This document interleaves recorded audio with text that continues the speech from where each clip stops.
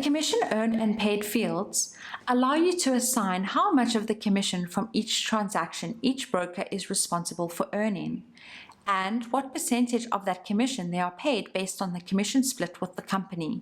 The commission earned set of fields can be entered as either the currency amount or as a percentage of the final price in a developer sale transaction, and on total company commission for a sale or rental transaction. The other amount will automatically fill in the value based on the number you put in the adjacent field.